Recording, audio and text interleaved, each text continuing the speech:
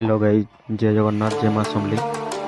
Friends, जी किपरि भाବରେ ଜାଣିବା ନିଜର ଆଧାର କାର୍ଡ଼ରେ ଡିବିଟି ଲିଙ୍କ କେମିତି ଚେକ୍ କରିବା, ସେଥିପାଇଁ ନିଜର ମୋବାଇଲର ବ୍ରାଉଜରରେ କ୍ରୋମ୍ ବ୍ରାଉଜରକୁ ଓପନ୍ କରନ୍ତୁ।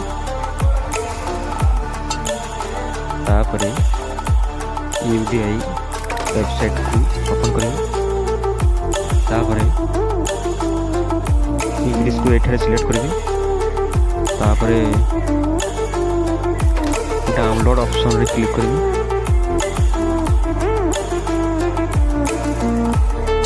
तापरे ए पटे जन राइट कॉर्नर रे लेफ्ट कॉर्नर डैशबोर्ड पर क्लिक करेंगे। तापरे लॉगिन पर क्लिक करेंगे। निजर आधार नंबर को एंटर करेंगे।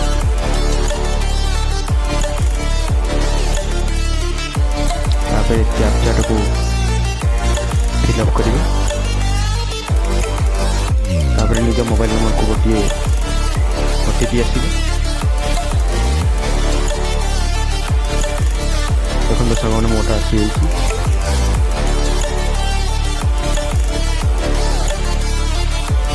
लॉगिन ऑप्शन को क्लिक मुझे भर लगे सॉरी सामान